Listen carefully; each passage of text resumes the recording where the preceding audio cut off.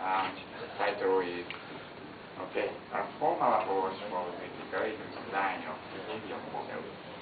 Okay, could you start? Yes, I can. Yes, I can. Right. Right. So it's certainly good to actually present two papers in the same venue, but you got to pay twice as a catch. So I don't know if you know that. Anyway, that's not your problem. Okay. So this part here, let me just go back to my. So I can skip this because information system has exactly the same background information I just said, except you actually just came in. No? Okay, that's good. So you can skip this. And we've got the operations, and we have workflows. They are exactly the same. Now, to the same diagram, what I just presented was about how you can design workflows such that they don't actually cause any deadlock to your system. Now, what I'm going to say in this paper is to say, once you got your workflows and transaction behavior models, how can you actually test the consistency of your model with respect to some user requirements? I'll show you exactly what I really meant. And now, what's really important is, what if you find some inconsistency from the testing results? What can you do?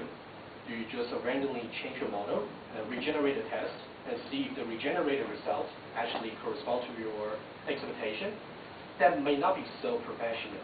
So that's exactly the motivation of this paper, which is to say, once you find anything that's not consistent with your intention, you can actually revise your model according to a list of rewriting rules. And these rewriting rules, of course, have to be developed formally. Otherwise, you have no trust. Right? Okay. Again, the same references, but just to say, so these three, actually, I first presented this approach in the same APSEC 3 years ago in Malaysia. Anyway. So I also tried to extend it in another conference last year. So that's the paper this year. Right. So that's the summary of the approach. So this here is the model of your behavior model of your information system. So you have transactions with preconditions and postconditions. You have workflows which combines the effects of your transactions. And now the scenarios here is actually to say, instead of considering all the possible interactions between the operations or the workflows, because there are way too many, you might have 100 workflows you have specified, you might have 1,000 transactions you have specified, but you just don't want to compare, you just don't want to consider all of them at once. Instead, you can actually say, I care about some scenarios. I will actually show you what a scenario can be. So we can usefully reduce the state space to consider by testing some scenario. And then the test is going to generate some results. And then each result consists of one trace and one predicate guard. The trace is a use case of the scenario, and the guard actually tells you, according to the current formal specification of your system, what is the condition you have to specify, you have to satisfy beforehand before you execute that trace. I'll show you one example very soon. Okay, once you have done that, okay, so this is a limitation of this approach because we rely on the intelligence of the developers or the users of the testing approach. So once you got the test results, you have to decide manually to see if the trace and the guards altogether actually make sense to you. If they don't, or if they do, then you can go ahead and claim that your model is actually consistent, and you can actually do something more. If they are not, you want to fix the model. And as I said, to be more professional, you want to really have some formally based rewriting rules to help you revise your model. Okay, that's really the big picture of the whole paper. So now I'm just going to give you more technical details. If you understand everything about here, you're safe. Okay, one example. So I just talked about another different example, information system, hotel reservation system. Okay, so that's a simple association diagram. So a hotel can have a number of rooms, and each reservation is associated with a hotel, etc. Okay, very reasonable data model. And now we specify operations as predicates because we want to characterize what's the state effects of each update. What's the relation between the post state of the operation and the pre-state of the operation. So if you ever use formal language like that, or that particularly, you actually do have this kind of style of specifying updates. Right, so for example, here we specify the allocates operation to say, if in the pre-state, the input allocation is actually in the existing number existing allocations, then you actually do such updates.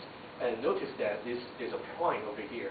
That means the post-state, which means we are, if a question mark, if a question mark is already in the allocations in the pre-state, you're going to take it out in the post-state. That's basically what the allocate is trying to specify. Okay, so again, we're back to the predicates, because in order to actually derive the formal rules for the predicates, you have to know what's exactly the abstract implementation of those predicates. Because the main idea about this research is really that you want to focus on a particular domain of interest. In my case, information system. And if you want to develop some rules, formal rules for rewriting, you want to concentrate them specifically to your application domain, information system. So we have to know, and the substitution language, which I also talked about in the previous talk, they are a suitable language for implementing your predicates. Okay, so that's just one example. I wouldn't waste too much time on that. Right. So again, just yet another two example workflows, just like the buy and sell you saw in the previous talk. Okay. Let me just go to. Okay. So this is a summary of the testing methodology, the model-based testing of models, testing methodology. So let's say we want to focus our attention to these two workflows only, and we want to, actually there are two scenarios where we might be interested. For example, we want to allow the, so we want to know how possible it is to change the value of attribute allocations. For those of you who actually know about the subject of data flow testing, that's exactly what we're doing. So we want to concentrate on a particular data flow of some attributes, instead of considering all the data flows of all the attributes. Okay, right? So that's the input of the test, and this is the output of the test. The output of the test, again, it has a trace, which means do reserve, do allocate, and then cancel. And false simply means for the current model that you have just specified, it is impossible to actually do such trace. And as a developer, I have to decide whether this constraint here is either too strong, sorry, it can be stronger, whether that's too, if that's too strong, really.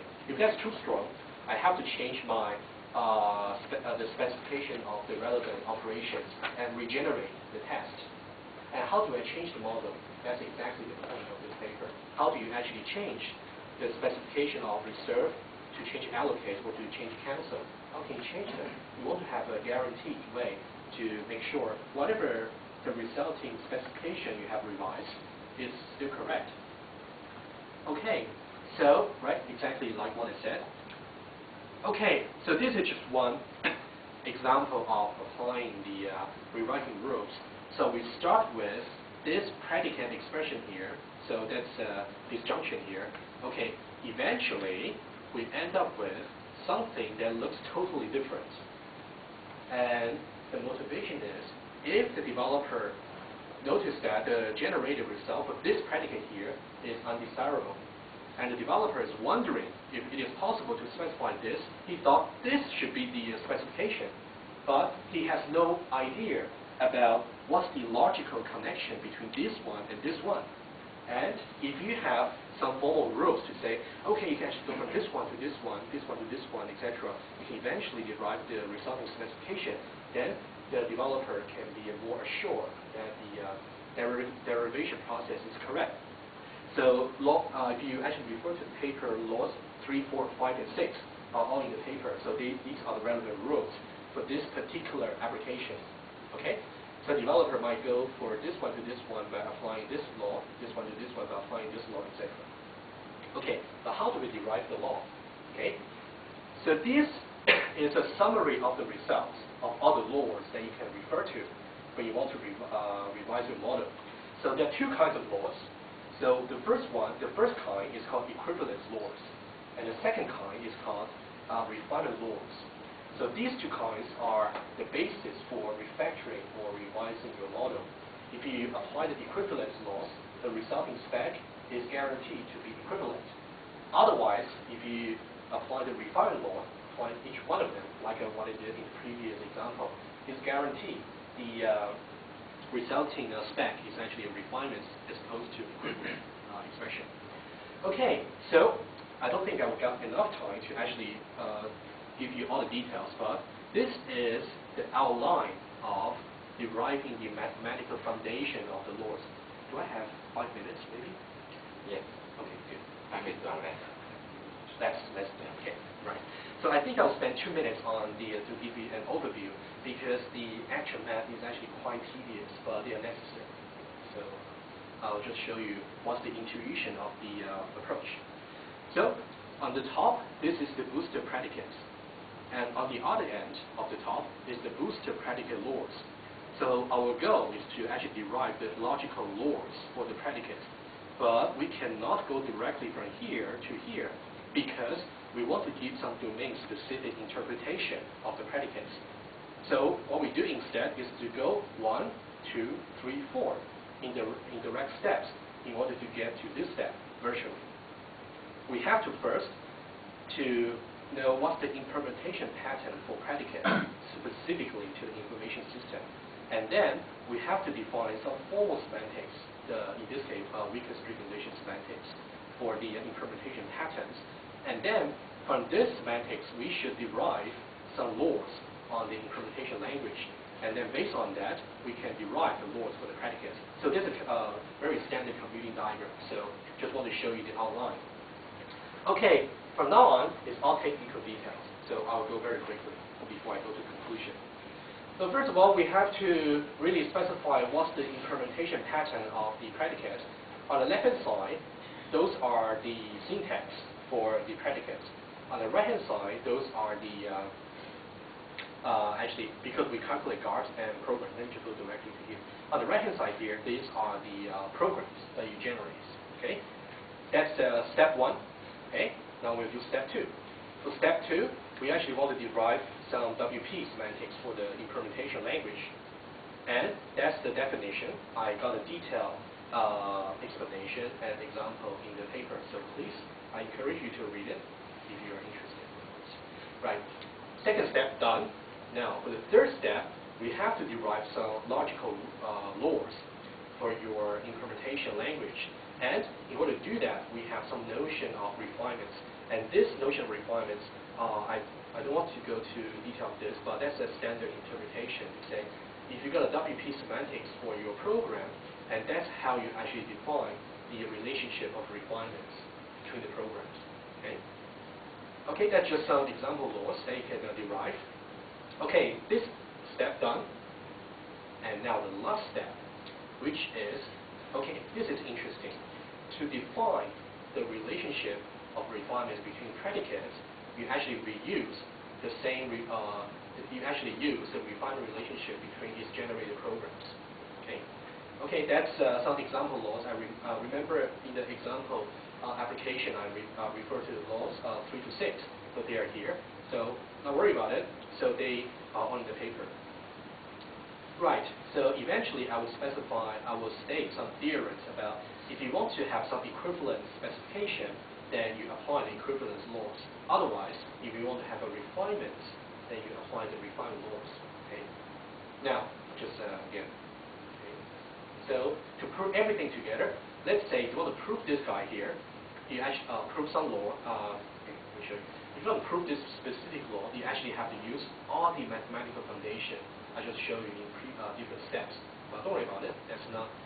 That's only technical detail. Conclusion. So we have a object modeling notation for describing operations as predicates. And previously, I developed a testing methodology for doing some model-based testing of models. And to actually facilitate an iterative process, we actually developed a list of equivalence laws and refinement laws based on the semantics of the implementation language.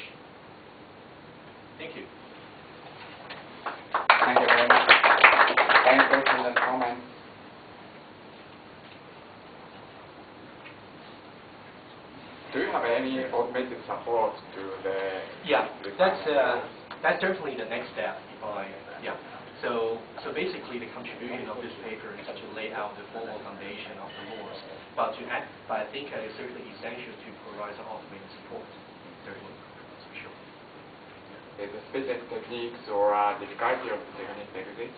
I mean, sorry.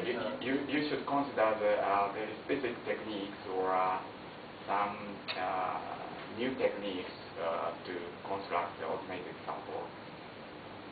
You mean some new techniques to automate the support? Yes. Yeah, I think, I mean, usual technique can be applied or... Oh, I see what you mean. I think it's just some standard, maybe pattern matching technique. Yeah, to actually see if you want to go from, for example, there's something called proof checker. So I think the support will be something similar to that. If you go from one step to this, from step 1 to step 2, you want to know if the step transformation is actually valid. What you can do is to check on your base of laws to see if any of the patterns actually apply to your transformation. Yeah, I don't think there will be any new theory here, just support. Any questions, comments? Okay, thank you very much again. Thank you. Actually, total presentation time of these two papers 40 minutes, just on time. Thank you very much for your cooperation. Thank you. Thank you.